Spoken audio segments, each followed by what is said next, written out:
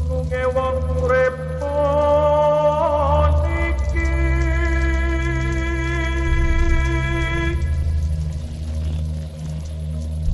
lamun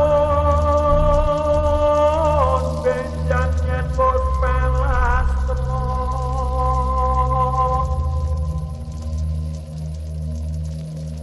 wong mati yang diparane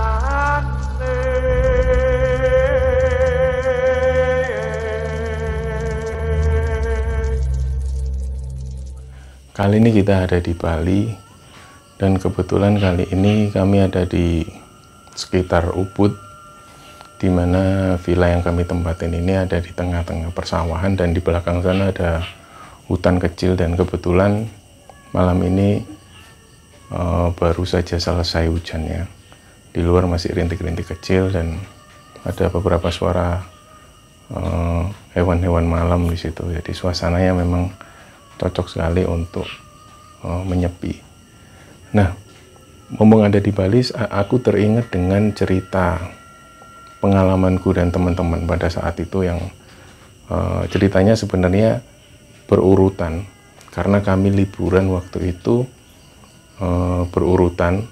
Yang awalnya di perkebunan kopi di daerah Jember, kemudian pindah ke Bali, kemudian pindah lagi rafting di daerah Probolinggo. Jadi kami liburan kalau nggak salah waktu itu sekitar seminggu. Itu terjadi di pergantian tahun dari mulai 2010 ke 2011 waktu itu. Jadi aku punya sahabat yang kita sebut aja namanya Doni, karena dia nggak mau disebut namanya. Kita sebut namanya Doni. Waktu itu dia bilang kalau pengen liburan rame-rame gitu kan. Nah, aku ditugaskan untuk nyari lokasi penginapan yang sesuai dengan kemauan kita, yang sepi, menjauh dari keramaian gitu. Aku punya pikiran ada satu penginapan rumah dengan bangunan Belanda yang dibangun sekitar tahun 1927. Itu ada di tengah-tengah perkebunan kopi di daerah Jember waktu itu. Tapi memang jaraknya dari Surabaya sangat jauh. Jadi kita perlu memperhitungkan perjalanan dan waktunya juga. Karena liburan kita panjang, jadi kita perhitungan benar. Kita mulai booking penginapan itu untuk tanggal 31 Desember. Dan kita berangkat tanggal 30-nya. Jadi kami berangkat 8 orang waktu itu. Ada 2 mobil, laki-laki semua, cowok semua. 5 orang ada di mobil pertama dan 3 orang, aku, Doni, dan salah satu lagi sahabatku yang namanya kita sebut Cakman, yang sempat jadi narasumber di Kembar Sunyi di episode 8 itu. Jadi mobil pertama diisi 5 orang dan mobil kedua ada 3 orang, aku, Doni, dan Cakman waktu itu. Kami berangkat dari Surabaya jam 7 malam menuju ke Jember waktu itu. Nah, di tengah perjalanan sampai di Probolinggo itu kami mampir di sebuah rumah makan gitu. Kita makan malam di situ, ngopi-ngopi, terus ngobrolin koordinasi jalan mana yang mau kita lalui, rute mana yang mau kita lalui itu. Itu sekitar jam 10 malam di Probolinggo. Setelah makan dan ngopi itu sekitar jam 11 malam kita lanjutkan perjalanan. Dan kami memang sengaja bawa HT. Di setiap mobil itu kita bawa HT untuk koordinasi ketika di jalan. Dan memang mobil di depan ini yang berisi 5 orang ini sudah pakai GPS. Jadi kami tinggal ngikutin aja. Jalanlah kami. Malam itu sekitar jam 11 lebih kami mulai keluar dari rumah makan Probolinggo itu.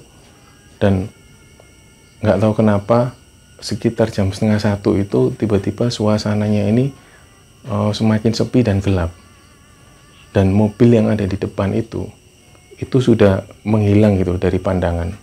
Nah, kami koordinasi lewat HT. Yang tak tanyakan pertama kali karena aku di belakang, di depan yang pegang kemudi ini Doni, dan di sampingnya ada Cakman, dan di belakang Aku coba koordinasi ke mobil depan pakai HT gitu. Aku cuma tanya, ini daerah mana? Karena waktu itu memang kita masuk di hutan dan sepi dan nggak ada rumah sama sekali gitu. Aku cuma tanya ke mereka yang ada di depan, ini daerah mana? Dan mereka jawab, Alas Arak-Arak. Nah, Alas itu hutan, Arak-Arak itu nama hutan itu. Nah, aku sendiri baru dengar nama Alas Arak-Arak baru kali itu. Nah, cuman aku nggak sempat berpikir panjang. Aku taruh HT, kita lanjutkan perjalanan, tapi di depan itu teman-teman yang rombongan di depan ini sudah nggak kelihatan lagi, udah nggak kelihatan dari pandangan. Dan karena jalannya berkelok-kelok dan gelap waktu itu, jadi kami nggak bisa kenceng ambil kemudinya itu. Di tengah perjalanan, sekitar 20 menit berjalan, ini mobil yang di depan ini belum juga kelihatan. Nah, pada waktu itu Doni memutuskan untuk mempercepat kecepatannya. Jadi tak lihat di speedometer itu sekitar 100 km kecepatannya. Jadi cepat banget. Dan pada saat mobil ini kencang larinya, itu tiba-tiba ada suara tas gitu loh. Jadi seperti nabrak sesuatu, tas gitu.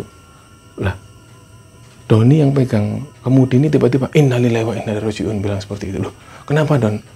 Dia langsung minggir kan, mobil diminggirkan, terus dia bilang, aku nabrak kucing. Dia bilang gitu. Serius lah? Iya. Akhirnya ya wes ayo balik. Sedangkan mobil di depan ini udah nggak kelihatan, teman-teman yang 5 orang itu udah nggak kelihatan. Nah, kita udah fokus yang kucing yang ketabrak tadi. Jadi Doni putar balik, kita coba cari di mana letak kucing yang ketabrak tadi kan. Nggak sampai jauh itu ternyata benar di tengah-tengah jalan ini ada kucing yang udah ketabrak mobil Doni tadi dengan isi perutnya yang udah keluar gitu kan. Terus kami berusaha minggirkan mobil.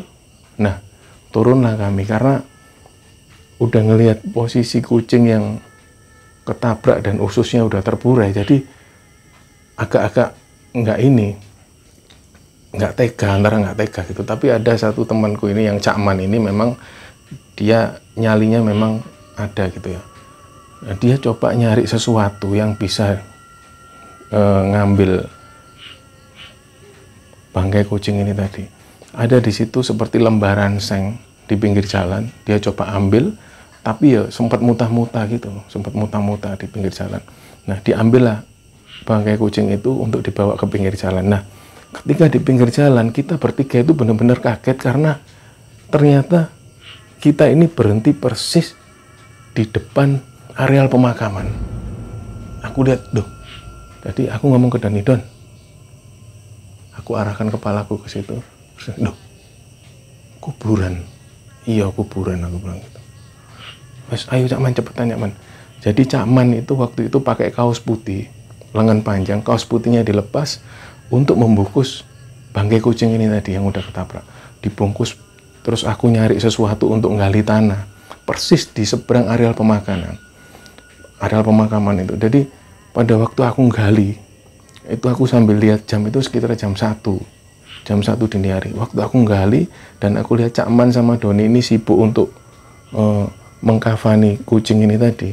Aku gali, aku sambil lihat di dalam areal pemakaman itu seperti ada kumpulan orang yang lagi melingkar dengan pakai baju hitam-hitam, hanya diterangi lampu petromak itu. Persis aku lihat ada kumpulan orang-orang itu di tengah pemakaman. Lah, aku heran, jam segini kok ada orang di tengah makam. Dan sambil membaca sesuatu seperti kalau di Islam itu ada yang namanya tahlilan. Wah, Allah. Jadi suaranya terdengar samar-samar, tapi aku lihat betul ada di tengah-tengah persis pemakaman. Dan ketika Cakman sama Doni menghampiri aku untuk menguburkan kucing ini tadi, aku bilang ke Doni, Don, aku nunjuk ke arah makam. Dan mereka juga lihat ada orang-orang yang lagi berkumpul di tengah makam itu. Cepat, Doni bilang gitu. Jadi segera dimakamkan dan kita cepat-cepatan setelah baca Al-Fatihah kan untuk kucing itu, akhirnya kita masuk mobil dan cepet-cepetan. Dari situ kita semua saling diam ketika melanjutkan perjalanan. Dan ketika aku kontak pakai HT yang rombongan di depan itu udah nggak ada sinyal. Jadi mereka sepertinya udah jauh gitu kan. Nah, terus dalam perjalanan yang masih di areal alas ara-ara ini, hutan ara-ara ini, kami cuman diem gitu, nggak ngomong apa-apa. Terus akhirnya si Cakman ini yang kaosnya sudah dilepas untuk itu, dia coba ngambil ganti baju gitu, di dalam tasnya itu dia coba ganti baju. Setelah ganti baju, Cakman mulai ngomong, itu tadi apa ya yang di tengah-tengah makam ada orang kumpul gitu. Aku bilang, ya makanya aku juga nggak paham sampai sekarang ini. Aku mikir kenapa di jam seperti itu, di jam 1 malam itu ada orang yang kumpul di tengah makam sambil ada penerangan tapi bajunya hitam semua, dia sambil kayak tahlil gitu. Nah, akhirnya selama perjalanan ini coba tak kontak lagi rombongan yang di depan, belum juga ada sinyal gitu. Akhirnya aku coba telepon mereka dan ada yang ngangkat teleponnya. Dia bilang posisinya sudah ada di depan dan dia nunggu di depan gitu.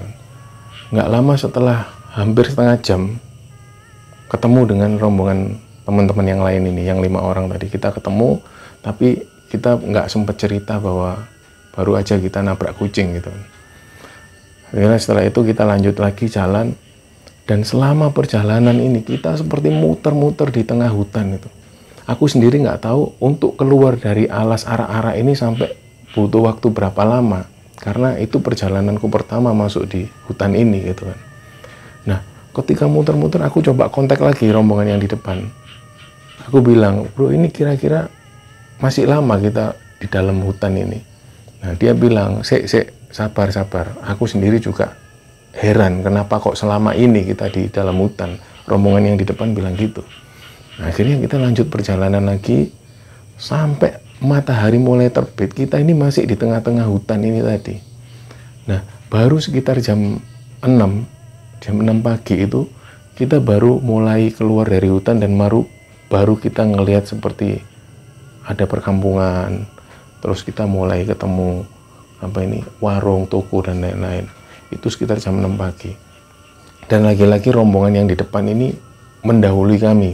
Jadi lagi-lagi nggak kelihatan dari pandangan. Dan sekitar jam 7 pagi mereka coba kontak lagi. Kita tunggu di polsek depan. Nanti kamu jalan, di situ ada polsek. Jadi mereka nungguin di situ.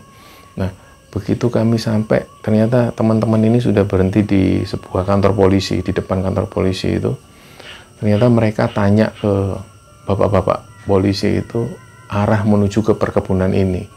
Karena menurut mereka ini GPS-nya ngaco gitu, GPS-nya nggak sesuai. Nah, ketika mereka tanya ke bapak-bapak polisi, ternyata kita ini salah jalan yang teramat jauh, yang seharusnya kita melingkar ke arah timur gitu. Nah, tapi kita ambil yang sisi barat. Jadi bapak-bapak dari polisi ini menyarankan lebih baik masnya kembali lagi ke arah timur daripada lewat sini nanti muter lagi gitu. Nah, itu waktu sudah menunjukkan sekitar jam 7:30 pagi. Akhirnya Doni bilang ke teman-teman yang ada depan, gimana kalau aku istirahat dulu? Atau kalian istirahat dulu juga, kita istirahat nyari pom bensin, kita tidur sebentar. Daripada nanti kita di jalan ngantuk ada apa-apa gitu. Akhirnya mereka semua setuju kan. Nah, dari jam 8 pagi meninggalkan kantor polisi ini tadi, setelah setengah jam berjalan itu kita ketemu di satu pom bensin yang cukup besar di situ. Kita berhenti di situ. Dan kita mulai memutuskan ada yang mandi, terus ada yang ngerokok. Nah, tak lihat Doni ini karena mungkin saking capeknya, dia tidur di mobil itu dengan kursi yang disandarkan ke belakang, dia tidur lelap gitu. Nah, nggak lama kemudian aku juga ketiduran dan semua teman-teman ketidur gitu. Nah, kami bangun itu sekitar jam 12 siang. Jam 12 siang kami mulai kebangun dan ada salah satu rombongan yang di depan teman-teman kami ini coba membangunkan kami, terus akhirnya kami cuci muka sebentar dan melanjutkan perjalanan. Dari pom bensin ini kami melanjutkan perjalanan mulai masuk seperti perkampungan-perkampungan yang awalnya padat, terus kemudian mulai berjarak antar satu rumah dengan rumah yang lain. Dan kami sempat berhenti di satu toko kecil untuk beli rokok dan minuman-minuman ringan gitu, kemudian lanjutkan perjalanan lagi. Nah, awalnya kami mikir, jangan-jangan ini kesasar lagi, karena jalannya itu seperti nanjak, masuk hutan, dan mulai rusak jalannya. Kami coba berhenti, rombongan di depan berhenti, kita coba cek lagi, bener nggak jalannya ini.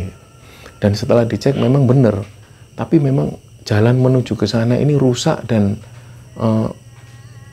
cukup berat. Untuk medan ke sana ini cukup berat karena nggak ada aspal, hanya batu dan tonjolan-tonjolan batu yang nanjak gitu. Jadi kami jalan itu beberapa kali kami sempat turun, apalagi rombongan teman-teman yang di depan 5 orang ini bebannya kan terlalu banyak. Jadi seringkali kita turun karena jalannya terlalu menanjak. Dan pada saat kita turun itu sambil jalan, karena mobilnya nggak kuat itu seringkali bau seperti kotoran hewan. Yang kami nggak tahu ini kotoran hewan seperti entah kotoran hewan monyet atau luwak atau apa, kita nggak ngerti. Yang jelas baunya itu menyengat banget di beberapa titik itu. Nah, setelah kami ketemu jalan landai, kami naik lagi jalan, tapi jalannya masih rusak parah gitu, jalan rusak gitu. Terus kita ketemu tanjakan lagi, kita turun lagi. Begitu hampir 1 jam kami melewati jalan yang seperti itu. Nah, dalam hati itu kami mikir, akses menuju ke penginapan ini kok susah sekali gitu loh. Padahal kita sewa di rumah ini juga nggak murah. Di tahun 2010 itu kita sewa penginapan itu sekitar 2,5 juta untuk 1 malam gitu loh. Nggak tahu kalau sekarang ya. Jadi pada waktu itu ini tergolong mahal, tapi akses menuju ke sana ini sangat susah gitu. Cuman kita pikirkan itu, kenapa kok aksesnya susah ya? Kenapa jalannya nggak diperbaiki gitu? Nah, sepanjang perjalanan yang rusak ini tadi, sampailah kita di sebuah perkebunan. Jadi kita masuk di perkebunan, di situ ada satu kedai kopi. Nah, kita berhenti di situ, kita ngopi di situ sebentar. Ngopi sebentar, sampai sekitar jam 1 siang. Sekitar jam 1, jam 2 lah. Jam 1, jam 2 siang waktu itu. Nah, pikiran kita mungkin sudah dari situ, sudah dekat. Ternyata salah. Dari kedai kopi itu menuju ke kantor perkebunan, ini masih sekitar setengah jam lagi. Jadi kami jalan, tapi jalannya sudah lumayan, sudah agak tanah gitu. Sampailah kita di kantor perkebunan itu, terus di situ lagi-lagi kita ngopi dan makan siang. Jadi kita makan siang, terus sambil melepas lelah sejenak gitu. Dan jalan-jalan di sekitar situ ada karyawan-karyawan yang sedang menyemur kopi di situ. Jadi kami sempat foto-foto sebentar, terus jalan-jalan sebentar, sampai sekitar jam 4 sore. Baru kami registrasi di situ. Nah, lagi-lagi kami mikir, mungkin dari situ menuju ke rumah penginapan ini mungkin dekat gitu loh. Karena sudah masuk di area. Ternyata masih jauh gitu loh. Nah, awalnya kita nggak sempat mikir kalau ini sejauh itu sampai beberapa jam gitu loh. Jadi kami berangkat sekitar jam 6. Di saat hari mulai gelap itu kita mulai jalan lagi. Nah, pada saat itu ada orang bilang, "Masnya mau kemana?" "Mau ke rumah Belanda itu," kami bilang gitu. "Oh, itu yang di atas itu." "Iya Pak," gitu. "Jauh loh Mas, sekitar 1,5 jam. Harusnya dari tadi berangkatnya. Kalau di sana nanti gelap. Nanti sampai ngelewati hutan-hutan gitu." "Oh iya Pak, masih jauh Mas," gitu. Nah, akhirnya ya kita cepet-cepet kan. Jam 6 itu, di saat hari mulai gelap, kita mulai jalan. Ternyata bener. Jadi awal perjalanan itu kita melewati hutan-hutan kopi, di mana kanan kiri ini kopi yang tingginya seperti tinggi ukuran orang dewasa waktu itu kopi semua, dan gelap, nggak ada lampu sama sekali. Jadi kami cuma ngelewatin jalan itu aja, muter terus naik lagi, ini gelap semua. Di depan ini teman-teman masih kelihatan mobilnya.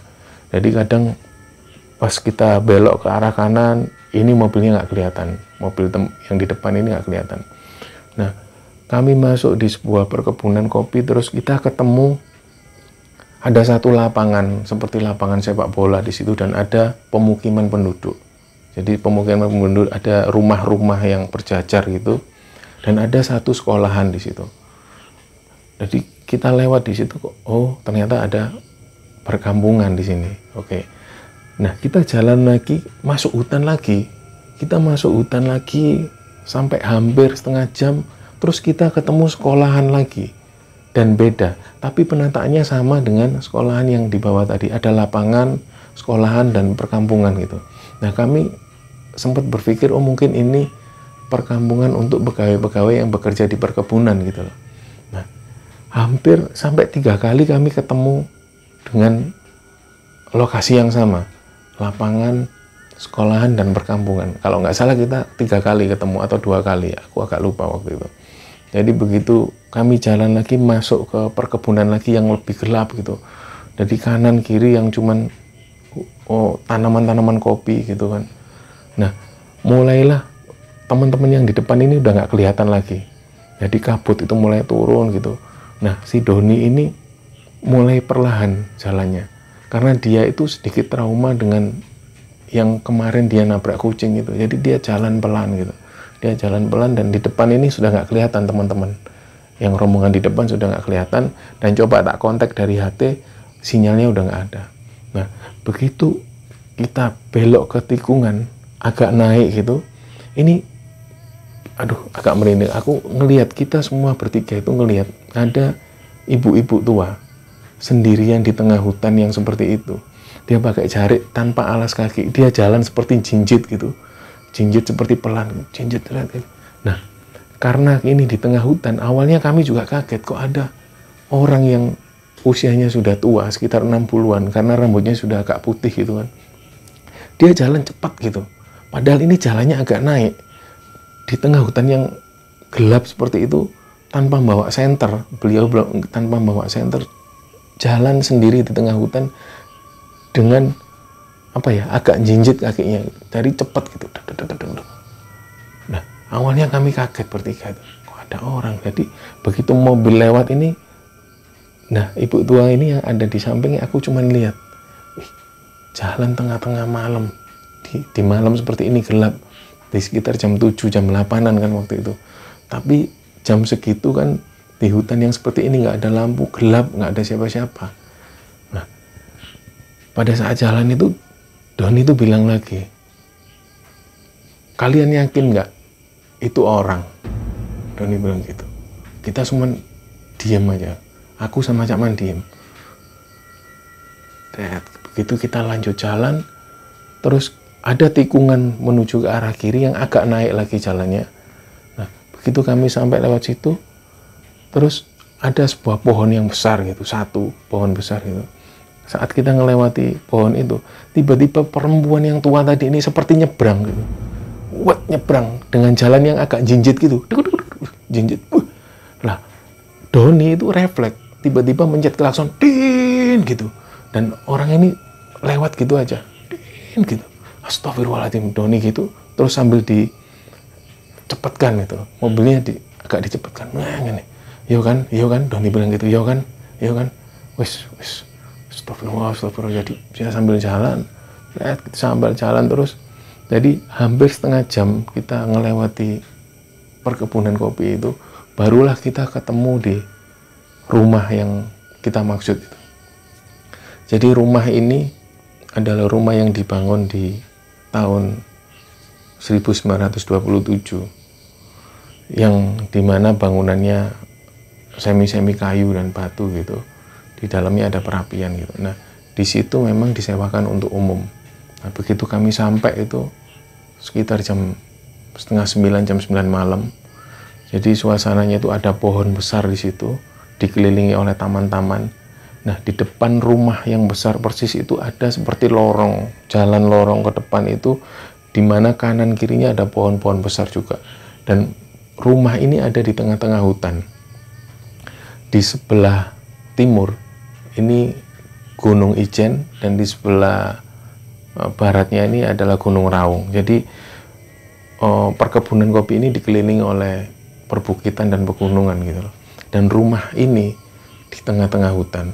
Jadi benar-benar jauh dari keramaian. Begitu kami sampai, di situ ada 2 orang penjaga. laki-laki semua, dan ketika kami ajak bicara bahasa Indonesia agak tidak lancar dan bahasa Jawa nggak bisa. Jadi beliau berdua hanya bisa bahasa Madura karena di lingkungan situ memang mayoritasnya suku Madura. Jadi dua orang ini mempersilahkan kami. Di situ ada 5 kamar, di rumah ini ada 5 kamar, dan di atas itu ada semacam aula besar gitu, dan ada satu perapian yang seperti rumah-rumah Eropa, dan ada jendela-jendela besar yang menghadap keluar gitu kan. Nah, akhirnya kita semua pilih kamar, 8 orang ini memilih kamar masing-masing di bawah, terus kemudian kita nongkrong di atas. Nah, karena malam itu adalah malam pergantian tahun, kita sudah menyiapkan seperti makanan-makanan kecil gitu. Tapi entah kenapa, mungkin karena di tengah hutan, ketika pergantian tahun itu nggak ada kemeriahan apapun. Jadi hanya ditemani suara-suara hewan-hewan atau serangga malam gitu. Dan kita cuman ya saling mengucapkan selamat tahun baru gitu aja malam itu. Dan ketika jam 12:30 malam, teman-teman sudah masuk ke kamar masing-masing. Ada yang turun ke bawah, dan ada 3 orang. Aku lupa, yang jelas aku ada di situ, Cakman, dan 1 orang temanku lagi yang tidur di sekitaran situ, yang di sekitaran perapian gitu. Karena aku ngerasa nyaman ada perapian di situ, lebih hangat gitu. Nah, kami tidur di situ. Di tengah malam, sekitar jam 1:30, karena kami nggak bisa tertidur, jadi sempat ngobrol-ngobrol sebentar, terus ketiduran, tapi ngobrol lagi gitu. Kita itu dengar seperti suara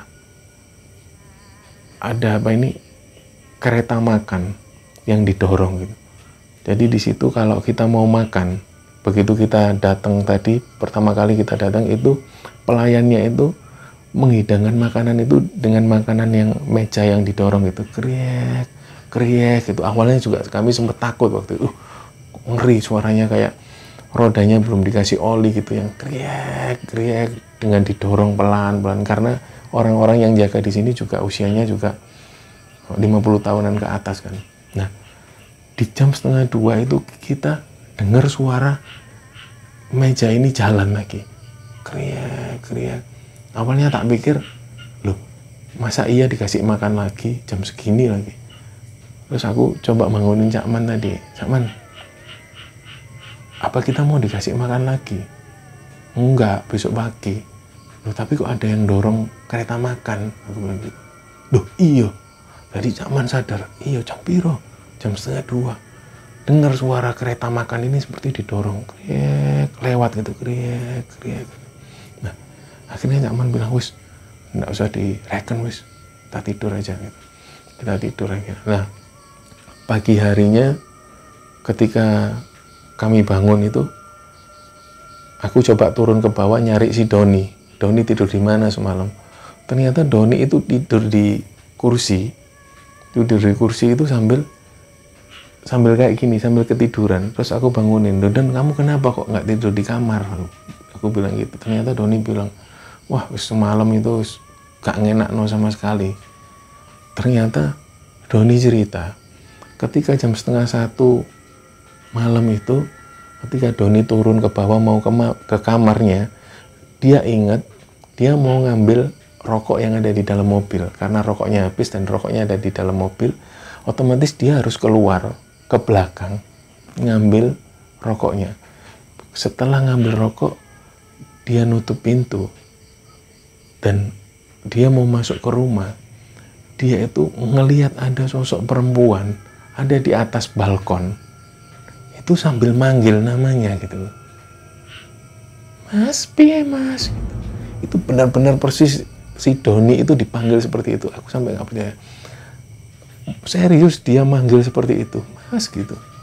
Manggil serius. Nah, Doni ini nggak pernah punya sejarah. Dia ditakutin sesuatu, dia nggak pernah cerita seperti itu. Tapi kali itu dia benar-benar cerita kalau dia baru aja didatengin seperti sosok perempuan ada di balkon yang manggil seperti itu. "Mas, ya mas," kayak manggil gitulah. Dia nggak jelas perempuan ini ngomong apa. Yang jelas ada perempuan dengan baju putih panjang gitu, dia tuh duduk sambil di atas balkon gitu sambil ngelihat ke arah Doni, mas ini mas, yang dia ingat cuman mas ini mas gitu lah. Otomatis Doni ini lari.